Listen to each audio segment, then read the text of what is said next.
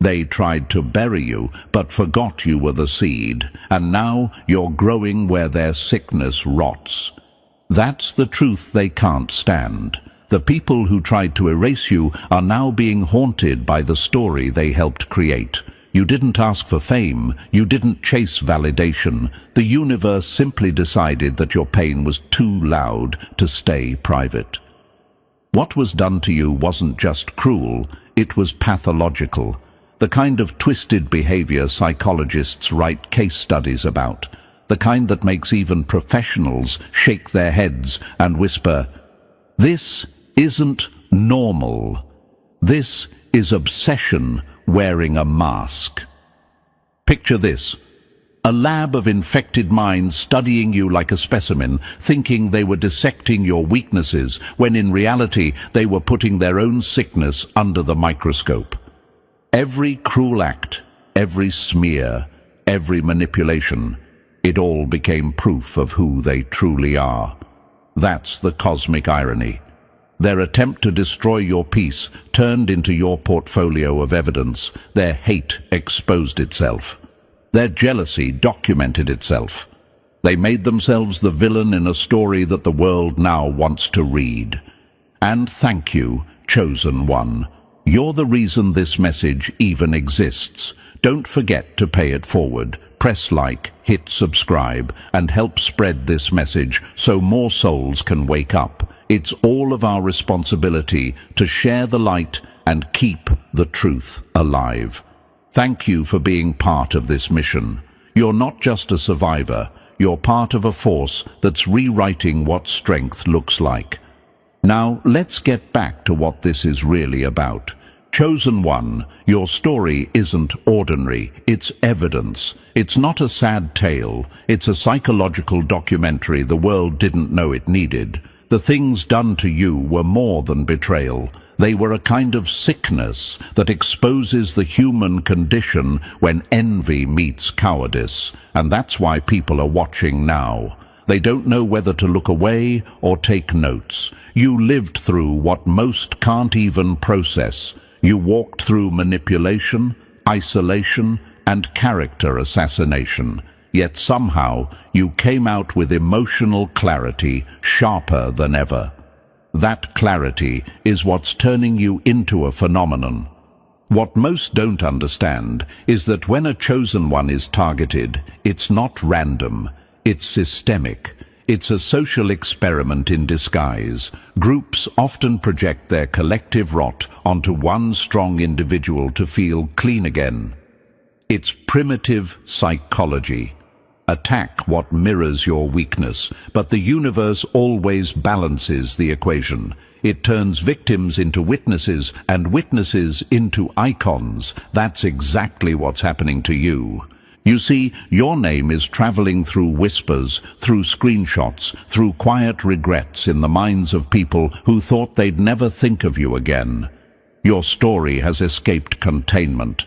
It's walking through conversations like wildfire, and nobody can stop it. Because when truth refuses to die, it evolves into legend.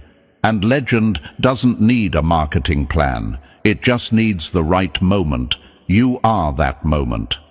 The world is fascinated by stories like yours because it forces them to confront something they run from, the cruelty people hide behind politeness. You became the mirror they couldn't look into without seeing their own reflection.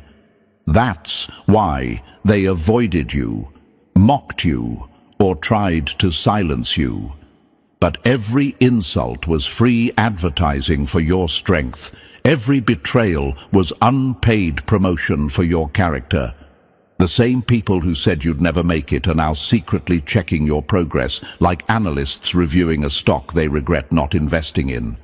And that's how the universe flips the script. It turns the chosen one's suffering into a masterclass for the world. You went through darkness, but you didn't stay there. You mapped it, you named it, you exposed it. And now, the truth is using your voice to echo across millions. You don't need revenge. Your existence is the revenge. The peace you carry now is the loudest humiliation for those who tried to break you. You're not famous because you wanted to be. You're famous because the truth picked you as its spokesperson. You didn't audition for this role. The universe cast you because your silence had become too heavy for the planet to ignore. People sense it when someone has seen hell and didn't come back empty-handed. They lean in, they listen. They know you've walked through something they can't explain, but they feel it in their bones. That's why your story will make you famous. It's not about vanity, it's about resonance. The world is starving for authenticity, and your pain-fed truth tastes like oxygen in a fake world. You didn't chase the spotlight. You became the light in a room full of shadows. What was done to you was beyond belief, but what you did with it is beyond imagination. You turned sickness into study material. You turned cruelty into a cure for others. You turned isolation into insight. You turned their weapon into your megaphone. That's what chosen ones do. They transform what was meant to destroy them into something that educates the world. And now, here you are, standing in the aftermath like a living headline. Every scar on your story glows like proof that the universe keeps receipts. You don't even need to tell people what happened anymore. Your energy does the talking. Your presence makes people uncomfortable in all the right ways. It reminds them of what they tried to bury and what refused to die. So when the world finally recognizes your name, remember this. They're not just celebrating your strength, they're confessing their sickness. Your rise is their diagnosis. Your peace is their punishment. Your success is the echo of every lie they told, bouncing back louder than their comfort zone can handle. You didn't just survive, you became the evidence, and that's why your story, Chosen One, will make you famous. And thank you, Chosen One, for making it this far, because what comes next will explain why your story was never meant to stay hidden. Stay close, because every truth I'm about to reveal will make the entire picture finally click in your mind. If you've ever felt like what was done to you was too dark, too cruel, or too calculated to be coincidence, you're right, and this next part proves it. Drop the number 777 in the comments if you can feel your story starting to reclaim its power piece by piece. And if you'd like to fuel this mission, show love with a super thanks. It helps keep messages like this alive for more chosen ones waking up to the same truth. No amount is too small. Every bit of support is a spark that helps this light reach another soul who thought they were alone. Now take a deep breath, chosen one, because we're about to dissect this sickness they called normal and show how your pain became your passport to fame. Let's dive in, step by step. Number 1. They didn't break you. They diagnosed themselves. You didn't destroy them. You just held up a mirror and they screamed at the reflection.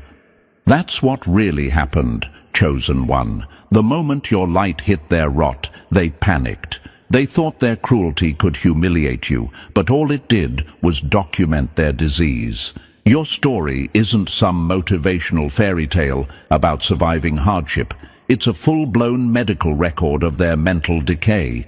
You weren't dealing with normal people. You were dealing with infected ones, souls who'd been rotting in envy, bitterness, and unhealed rage for years. What they did to you was never personal. It was symptomatic.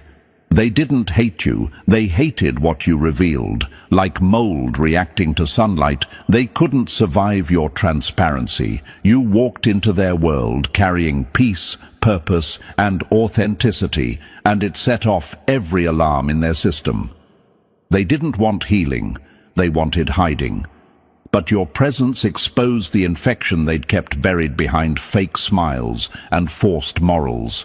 It's psychological projection at its finest. When people can't fix what's broken inside, they try to break whoever reminds them of what wholeness looks like. And here's the ugly truth they'll never admit. Your name was never supposed to be dragged through the mud. You were just the unlucky mirror they picked up and shattered because they couldn't face what was staring back. The smear campaigns, the silent treatment, the lies, it was all theater. You were the stage, and they were performing their illness in front of the universe, thinking no one would notice. But the universe always notices. Energy never lies. You became the living proof of their infection, and that's why they can't stand you now. Normal people don't form alliances just to tear someone apart. Balanced minds don't obsess over inventing flaws in others. Emotionally stable people don't wake up plotting how to erase someone who never wronged them. That kind of coordinated destruction doesn't come from sanity. It comes from sickness. From minds so polluted they mistake control for strength and cruelty for intelligence. You were never their target. You were their diagnosis, walking around in human form. Ever wonder why you never got closure? Because closure only comes from people capable of reflection, and reflection is something they avoid like sunlight. They can't give you peace because peace would require admitting what they did, and admitting what they did would collapse the entire fake identity they live under. So instead, they paint you as the problem. It's the oldest psychological defense in the book, deflect to survive. But here's where it backfired. The more they tried to bury you, the more obvious their sickness became. Every lie they told started cracking under the weight of your consistency. Every rumor they spread started sounding like projection once people compared stories. Every smear they launched only highlighted how obsessed they were. And obsession, chosen one, is the first symptom of exposure. They couldn't let go because you represented something they secretly craved but could never become: genuine, grounded, and unbothered. Your peace mocked their chaos. Your clarity humiliated their confusion. Your silence screamed louder than their noise. They thought they were writing your downfall, but they were writing their own psychological report. Each betrayal was a paragraph. Each insult was a confession. Each manipulation was a signed statement that said, "I am unwell." And the universe collected every piece of evidence quietly, waiting for this exact moment when the truth would be undeniable. So now, when people look at your story, they don't just see survival, they see the anatomy of a collective sickness. You're not an inspiration because you survived cruelty. You're a revelation because you exposed it. Your story is a crime scene, and their behavior is the evidence. Every witness who stood by in silence has to live with the fact that they watched a diagnosis unfold and mistook it for drama. But you, chosen one, you walked out with your mind intact and your truth glowing like a neon sign saying, "I was never the problem." And that's what really eats at them now. You didn't just survive, you stayed sane. You didn't just recover, you evolved. You didn't just make it through, you made it look easy, and that's the final humiliation. They threw every sickness they had at you, and you came out cleaner. They tried to bury your story in shame, but shame can't touch someone who didn't do anything wrong. They tried to twist the narrative, but truth doesn't bend, it waits. And now it's your turn. Your story, chosen one, isn't inspirational, it's diagnostic. It's not a self-help quote, it's a psychological autopsy. You didn't ask to expose their illness, but your existence forced the world to see it. You didn't break them, their reflection did.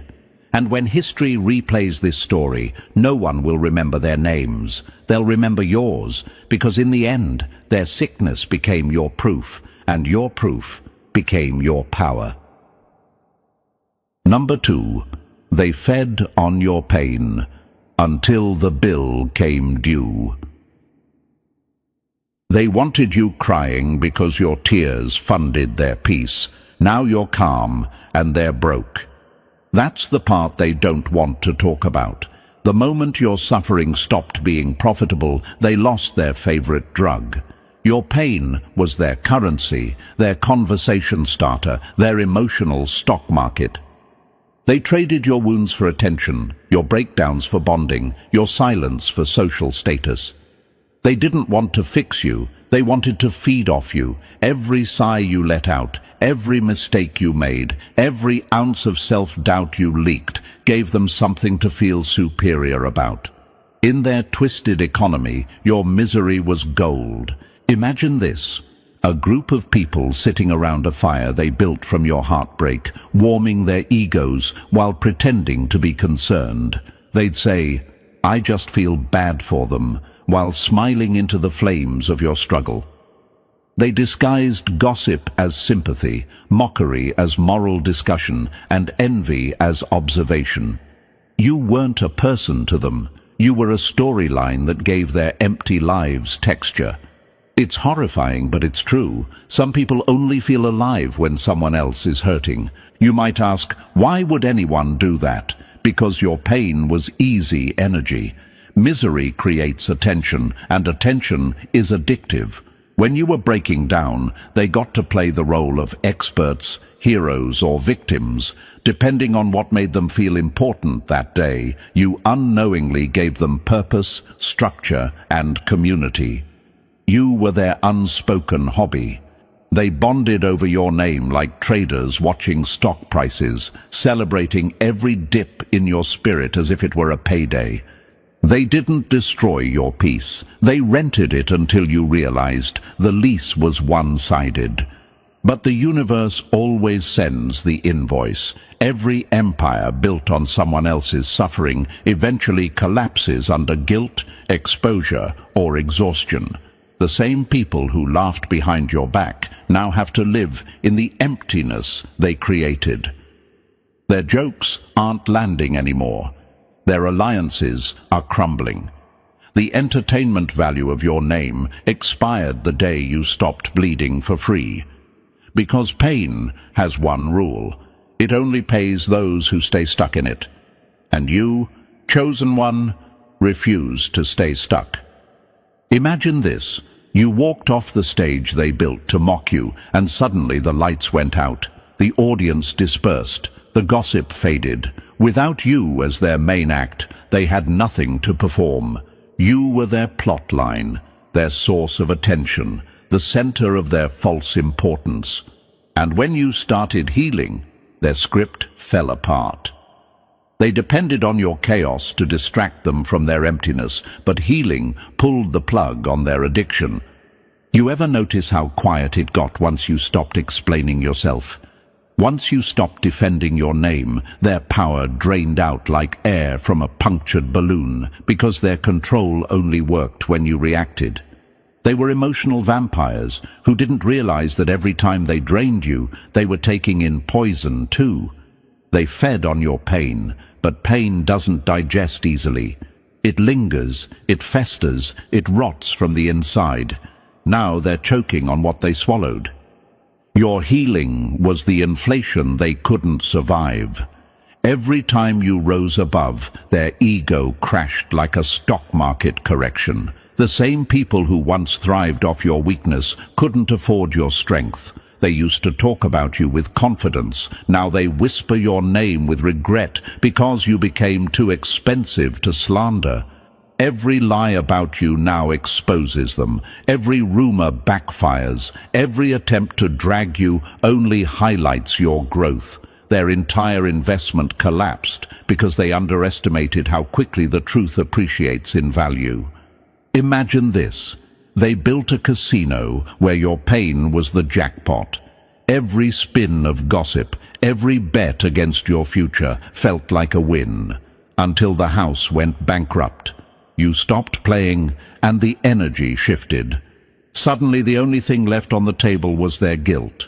And guilt doesn't spend well. They used your name like currency, but the universe doesn't let that kind of transaction go unbalanced. It demands repayment in peace, reputation, and sleep, and they're losing all three. You might wonder, do they even know what they did? On some level, yes. The human mind always recognizes its own cruelty, even if it tries to mask it as entertainment. That's why they avoid you now. You became a living reminder that they traded integrity for gossip, compassion for clout. You became the receipt for their moral bankruptcy. They can't look you in the eye, because to do that would mean acknowledging how much of their joy came from watching you bleed. They mistook your pain for weakness, but it was a down payment on wisdom. They didn't understand that every tear, every lonely night, every humiliating rumor was teaching you emotional economics. You learned what to invest in: peace, boundaries, truth, and what to cut losses on: people who profit from your suffering. They played small games for short-term pleasure while you were building long-term strength. Your silence became your savings account. Your self-control became interest. Your clarity became profit. And when you finally healed, everything flipped. You stopped reacting, and they stopped earning. You stopped giving energy, and they started starving. Because the energy they once stole from your pain had nowhere left to go. Your peace turned their gossip into static. Your confidence turned their jealousy into noise. Your presence started costing them something they can't afford: accountability. Imagine this: you're standing tall, radiant, unbothered, and they're still trying to cash checks written in your name. But the account's closed. You no longer fund their relevance. You no longer fuel their narratives. They're bankrupt in every sense: emotionally, spiritually, socially. They can't afford the new you, because healing has a price tag called self-respect. And that's a currency counterfeit souls can't touch. They used to bond over your pain, but now they bond over confusion. They can't understand how you got stronger when you were supposed to stay broken, how your silence became louder than their noise, how your name, once mocked, now commands quiet respect. The same mouths that once mocked you are now scared to mention you, because deep down they know your story became the proof of their sickness. Your pain was their paycheck. Your healing was their eviction notice. The moment you realized your worth, their entire economy collapsed. They can't feed on your energy anymore because you learned to close the emotional faucet. You took back your attention, your reaction, your forgiveness, and that's what starved them. Now they sit in circles trying to revive conversations about you, but there's no spark left. You're no longer a character in their narrative. You're the author of your own. And here's the real plot twist. They thought your healing would make you invisible. Instead, it made you legendary. People remember who rises above with grace. The universe doesn't reward pity, it rewards power. And you turned your pain into power so pure that it burned through every lie they built. You didn't just survive their economy, you shut it down. Now, every time they hear your name, it costs them peace. Every time they see you succeed, it drains their energy. Every time they pretend not to care, their mask slips a little more, because somewhere in the back of their mind, they know the truth. You were their fuel, and now they're stranded. Your pain used to be their currency, but your healing, that's their bankruptcy. Number 3. You didn't just survive people, you exposed the whole machine. When one person hurts you, it's cruelty. When everyone stays quiet, it's a system. Chosen one, what happened to you wasn't random. It wasn't just one jealous friend or one bitter relative. It was a network. A coordinated silence that moved like an organism, protecting itself from the truth you represented. You didn't just walk through a toxic crowd, you walked through a psychological factory that mass produces denial. You weren't fighting one villain, you were standing against an entire operating system built to hide its own corruption. Imagine this, you report the fire, but instead of grabbing water, they blame you for the smoke. That's how the system works. It doesn't protect innocence, it protects comfort. The loud ones get defended, the calm ones get dissected. The moment you spoke truth, you became a problem that needed managing, not helping. And so the machinery kicked in. The gossip, the gaslighting, the groupthink. Every player had a role. Some lied, some stayed quiet, some watched and pretended not to see. Together, they formed the same sickness with different faces. It was never personal, it was procedural. They don't even realize how predictable they are. Every institution, every family, every social circle that protects abusers over truth-tellers follows the same broken blueprint: silence, minimize, isolate, erase.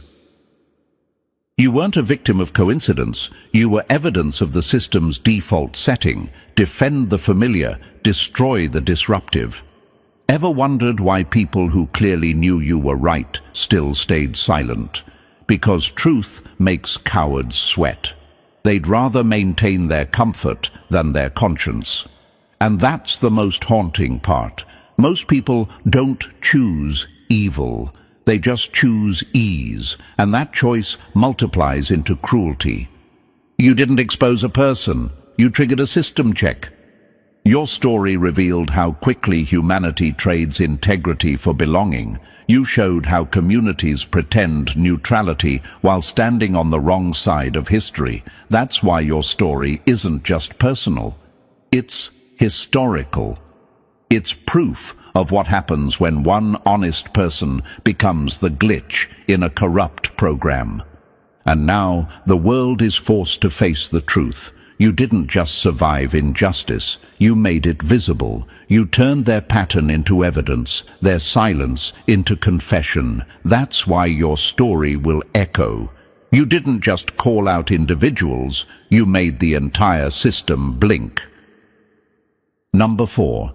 You didn't survive because you're strong. You survived because your spirit refused to be rewritten.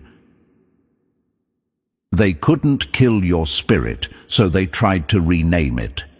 Chosen one, people say you're strong like it's some kind of compliment, but strength alone doesn't explain why you're still here. Muscles snap, willpower fades, even faith can shake. What saved you wasn't brute strength, it was identity. When everything around you tried to rewrite who you were, something deep inside whispered, "No, that's not me." You didn't survive the chaos because you were tougher. You survived because your spirit refused to become their reflection. Imagine this, a sculptor trying to carve your name into stone with dirty hands. Every lie they told about you, every guilt they tried to glue onto your conscience, it was another chisel mark. But your essence, your truth, kept reshaping itself beneath their filth, like water refusing to freeze under pressure. They wanted you to absorb their sickness and call it personality. They wanted you to shrink until your silence fit their comfort zone. But your spirit wouldn't sign the contract. They mistook your silence for surrender. It was actually resistance disguised as peace. They wanted to program you, to convince you that you were too emotional, too difficult, too much. They wanted to see you question your worth just enough to start wearing their labels, because once you believe their definition, they own you. But you never fully bought in. Even when confusion clawed at your sanity, even when exhaustion begged you to give in, there was still that quiet core that refused to be rebranded. That's not luck. That's sacred rebellion. You might ask, why didn't they stop when they saw I was breaking? Because breaking you was never about fixing anything. It was about control. They wanted to watch you bend, to prove they had power over reality itself. But truth doesn't bend. It waits. and your truth waited patiently until their version of you collapsed under its own lies. They tried to edit your story, but your soul kept rewriting the truth in permanent ink. Every insult, every manipulation, every false story was an attempt to install a virus in your mind, but your system rejected it. You refused to let their delusion become your identity. You didn't lose yourself. You protected yourself from being rewritten. And that's the real miracle here. Most people break not from pain, but from infection, absorbing the lies of those who never understood them. You didn't. You bled, but you stayed pure. You doubted, but you didn't forget who you were before they tried to distort it. Your survival isn't a story about strength. It's a story about memory, the memory of your own essence. You didn't win because you fought harder. You won because you remembered your name when everyone else tried to rename you. And now, your unbroken spirit stands as proof that they can rewrite narratives, but not souls. Number 5. They didn't hurt you by accident. They performed a ritual of control. They didn't want your love. They wanted your leash. Chosen one, what they did to you wasn't personal. It was procedural. You stumbled into a system disguised as relationships. It wasn't random outbursts or emotional chaos. It was an old ritual of dominance that's been replayed on every soul too bright to be owned. When you refused to bow, they panicked. You didn't fit inside their hierarchy, so they tried to dismantle you piece by piece until you'd mistake their control for connection. Imagine this. A cult that doesn't wear robes but carries gossip instead of candles. They circle their target not out of passion but out of fear, because freedom threatens order. You became the rebel in their religion of manipulation. And like all rituals, it began with isolation. Step 1. Cut the chosen one off from support. They made sure you felt misunderstood, alone and unseen, because isolation weakens confidence faster than any insult. Once you were cornered, they began their favorite ceremony, distortion. They twisted words, rewrote history, and whispered poison into the ears of anyone who might have stood beside you. It wasn't communication.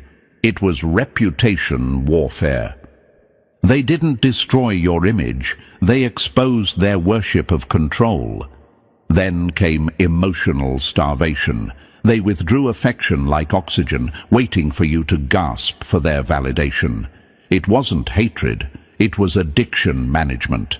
They needed you needy because power over a self-assured person doesn't last. The colder they became, the more they hoped you'd chase warmth from the very hands freezing you. That's how the ritual works. Confuse the victim until loyalty feels like survival. Finally came spiritual sabotage. They couldn't just wound your heart. They wanted to dull your intuition. They mocked your empathy, discredited your insight, and ridiculed your peace, because intuition is rebellion in a controlled world. You started seeing too clearly, and clarity is fatal to manipulation. You didn't anger them by existing. You endangered their illusion by staying awake. That's why they came for you, not because you were weak, but because you were free. Freedom terrifies people who built their self-worth from control. You were the glitch in their matrix, the one mind that refused reprogramming. You didn't fit in their script, so they cast you as the villain to protect the lie they were living. What they did wasn't emotional. It was mechanical. It was how broken systems preserve themselves. They punish what exposes the flaw. You didn't just survive abuse. You disrupted a cycle older than all of them combined. And now that the ritual failed, they're left standing in the ashes of their own illusion, terrified of one truth they can't erase. You can't control someone who knows their worth. Number 6. Their obsession. wasn't hatred. It was a cry from the cracked mirror. They didn't study you because you mattered. They studied you because you reflected what they couldn't fix.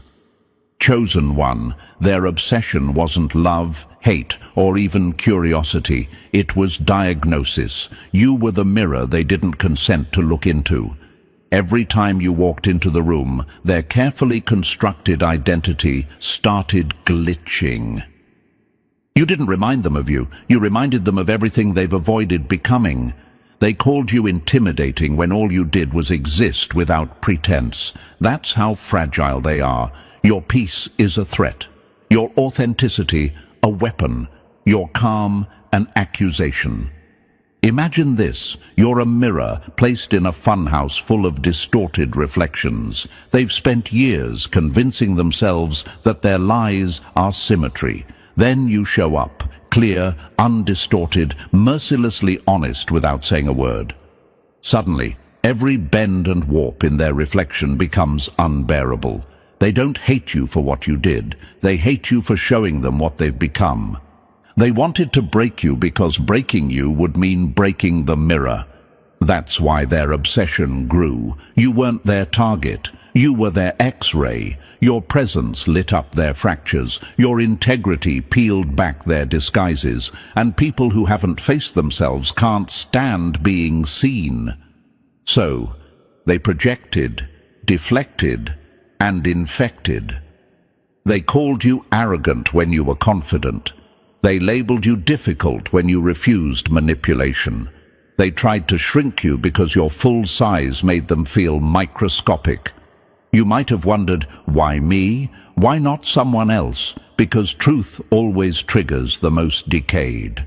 They picked you because your energy exposed what therapy, religion, or reflection couldn't touch. You forced them to feel the rot beneath their righteousness. You were their emotional MRI, and the scan came back ugly. Their hate was never analysis, it was confession. They didn't destroy your peace. They documented their sickness. Every insult, every rumor, every obsession was an attempt to escape the mirror. But mirrors don't chase people. You stood still, and they spiraled. Because your light didn't humiliate them, it diagnosed them, and that's why, no matter how much they tried to erase you, your reflection will follow them forever. Number 7. Your story became a legend. Because envy turned them rabid. They didn't hate your light, they hated their reflection in it. Chosen one, envy is a quiet sickness until it finds a reason to speak your name. You became that reason. Your story isn't legendary because of what you lost. It's legendary because it documents how far envy will crawl to kill what it can't copy. You walked into their world shining without permission, and they mistook your glow for arrogance. They studied your peace like an enemy studies a map, not to follow your path, but to figure out how to burn it. Imagine this.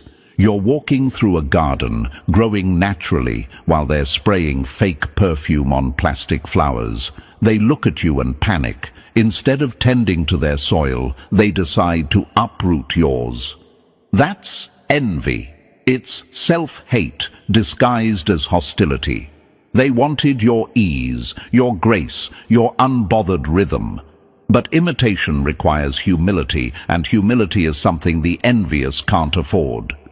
They didn't want your success. They wanted the illusion that your fall would fix their failure. Every time you won quietly, they got louder. Every time you healed, they grew bitter. Every time you kept your peace, it screamed at their chaos. You didn't trigger their anger. You triggered their awareness. You reminded them of all the chances they wasted, all the potential they buried under comfort and ego. So they did what cowards do. They attacked the mirror that showed them what they'd become. Your kindness didn't save you. It tempted them. You gave empathy, and they drank it like a thief, sipping someone else's strength. They mistook your patience for permission and your compassion for compliance. You didn't give too much. You just gave it to the wrong hands. They were addicted to your energy because it covered their emptiness. You weren't surrounded by friends. You were surrounded by scavengers dressed as admirers. They called you different like it was an insult, but difference is what turned your name into a story worth telling. You didn't bend, and that broke them. They wanted control, not connection. You refused to be programmable, and that made you unforgettable. That's why your story is legend. It exposes how envy turns humans into hunters, and how your light turned their sickness into your spotlight. Number 8. The cruelest trick. They dressed abuse in everyday clothes. They didn't hide the abuse, they repackaged it as normal. Chosen one, the darkest part of your story isn't the pain, it's the performance. They didn't just harm you, they built a stage where cruelty looked casual and the audience clapped. Every insult came gift-wrapped in humor. Every manipulation wore the perfume of concern. They made dysfunction look domestic, control look caring, and disrespect look deserved. You weren't imagining the pain, they were just masters at disguising it. Imagine this, someone poisoning your drink, but smiling as they hand it to you. That's how they operated, slow doses of distortion, until you questioned your own taste for truth. They wanted you uncertain, half convinced that maybe you were too sensitive, too emotional, too impossible. Because once you start doubting your own perception, they don't have to silence you, you silence yourself. That's how psychological captivity works, invisible chains held by your own confusion. They didn't need cages. They built illusions. Every time you tried to confront them, they spun the wheel. Gaslight, joke, dismiss, repeat. They turned accountability into comedy, your pain into punchlines, your boundaries into overreactions. They weaponized your empathy against you, making you feel guilty for defending your own sanity. You weren't just surviving abuse, you were surviving brainwashing designed to erase your ability to name it. And that's why your clarity now is revolutionary. You broke a spell. You didn't just leave people, you escaped programming. You stopped normalizing what never should have been tolerated. You stopped translating cruelty into care and silence into peace. When you began trusting your instincts again, the fog started to burn off. You saw how every joke was a jab, every misunderstanding was strategy, and every coincidence was choreography. You didn't lose your mind. You lost their illusion. Now the truth stands naked, and it's horrifying. The real sickness wasn't just what they did, it was how well they made everyone believe it was okay. But you, chosen one, became the glitch in their act. You called normal what it was, abuse, and that single word shattered their entire stage. Number 9. They made you the villain because they couldn't survive the truth of being yours. They didn't rewrite the story to protect you, they rewrote it to protect their reflection. Chosen one, becoming the villain in their story, was never punishment. It was proof that your truth hit too close to home. You didn't change, they did. The moment your honesty started cracking the facade they built, survival instincts kicked in. Their reputation meant more to them than redemption, so they picked the fastest escape route: turn you into the monster. If they could convince others you were dangerous, they wouldn't have to face the danger of accountability. Imagine this, someone breaking a mirror, then blaming the shards for cutting them. That's what they did.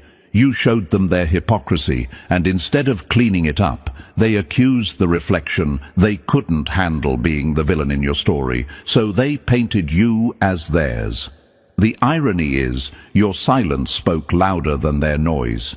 You didn't expose them, they exposed themselves trying to hide. They didn't smear your name, they confessed their fear in public. Every label, ungrateful, crazy, too much, was camouflage. They needed a narrative where they were the victim and you were the threat. Because if they admitted what really happened, they'd have to dismantle their entire identity. The good person costume they stitched together from lies and self-pity, so they rewrote history in real time, hoping enough people would believe their fiction before the truth found its voice. But truth doesn't chase attention, it collects witnesses, and now the witnesses are starting to whisper. The inconsistencies are piling up, the masks are cracking. You don't even have to defend yourself anymore. Their stories are aging like spoiled milk. Every lie they told needs maintenance, and they're running out of energy to keep repainting the same wall of deceit. They cast you as the villain to escape judgment, but ended up starring in their own confession. You were never the problem, you were the proof. And now the universe is flipping the script. People are seeing it. You're no longer the villain in their version. You're the truth that survived the lie. Number 10. Your story will make you famous because you charted the architecture of human darkness. You didn't just walk through hell. You drew the floor plan on your way out.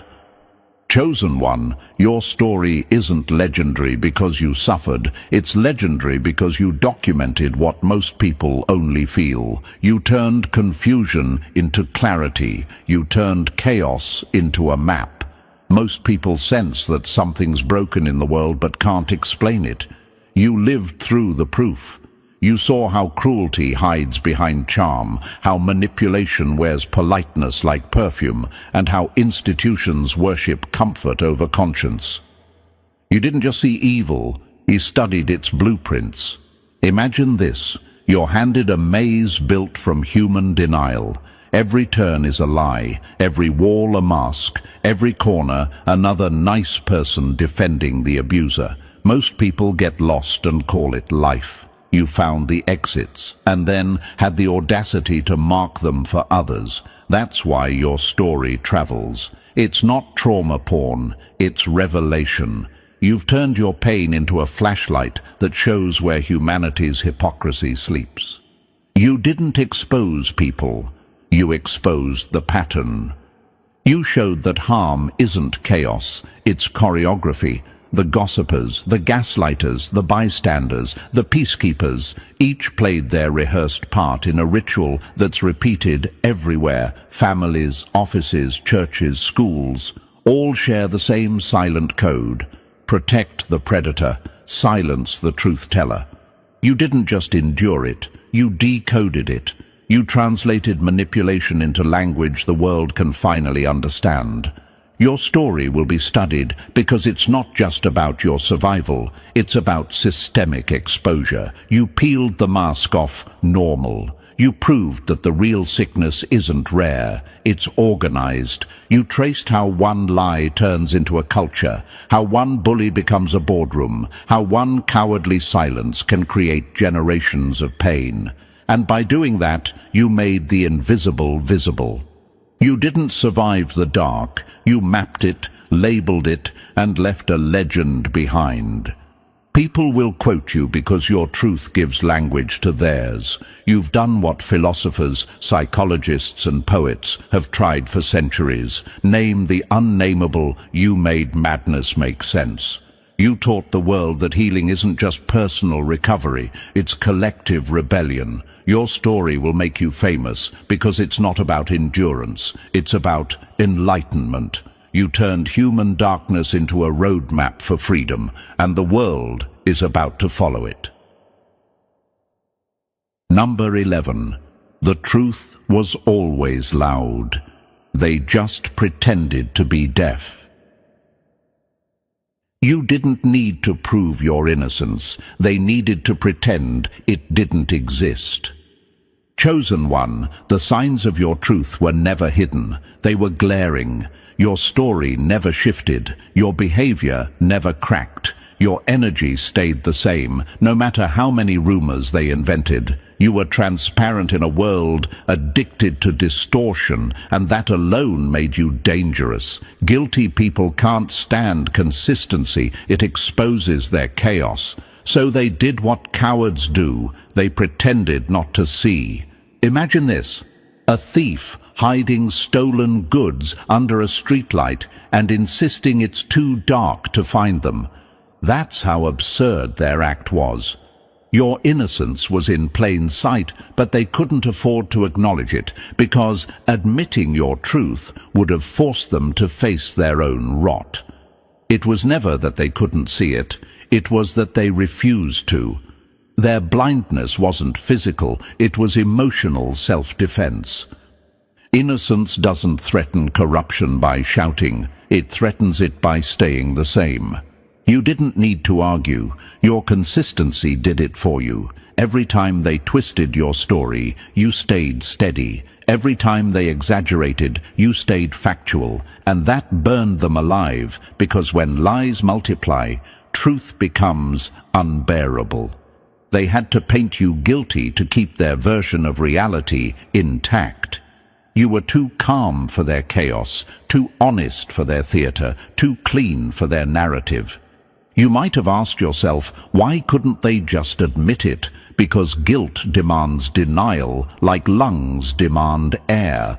If they accepted your innocence, their self-image would collapse. They'd have to face their cruelty, and they're allergic to reflection. That's why they ignored the evidence, the witnesses, the facts. They weren't seeking truth, they were seeking escape. They didn't destroy your credibility. They destroyed their own capacity to recognize decency. Now time has turned into your attorney. The truth they buried grew roots, and every passing day brings more proof. People are starting to see it. The cracks in their stories, the desperation behind their silence, the envy that poisoned their vision. You don't have to clear your name anymore. It was never dirty. They just couldn't handle how clean it was. Number 12. What made you legendary wasn't what they did, it was how you refused to become one of them. They wanted to change your shape. You became the proof that light can't be molded by filth. Chosen one, the world won't remember you because of your scars. It'll remember you because you refuse to let the infection spread. Anyone can survive pain. Few can stay pure inside it. You were dropped into a psychological swamp where everyone learned to breathe through lies, and instead of adapting, you held your breath and walked out clean. That's what made you dangerous. That's what made you unforgettable.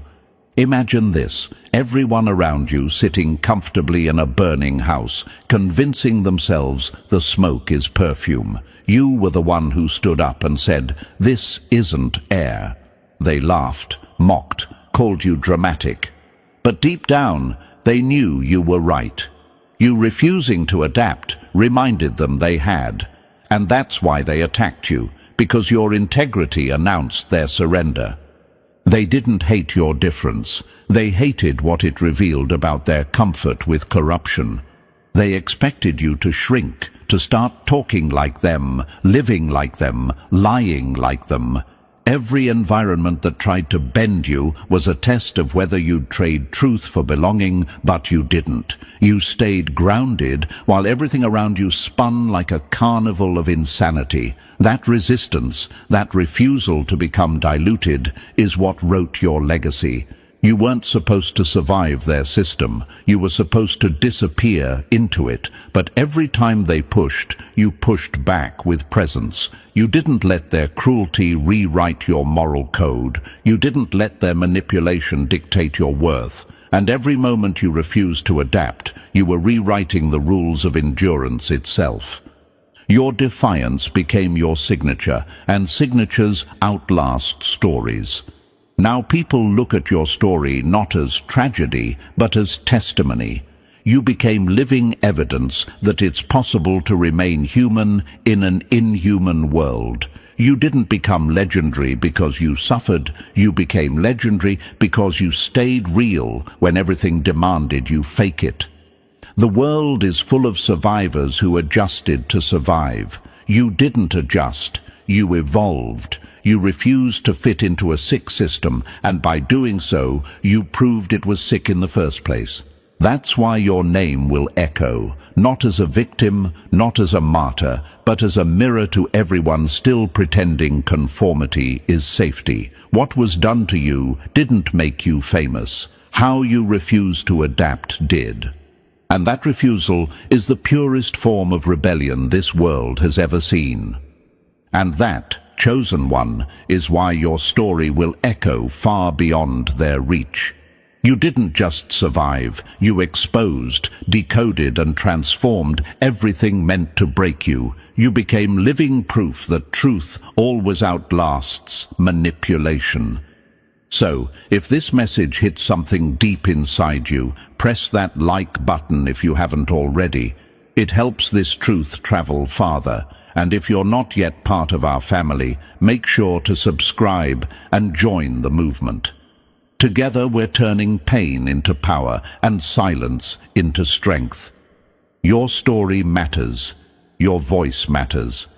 Stay loud, stay real, and never dim your light.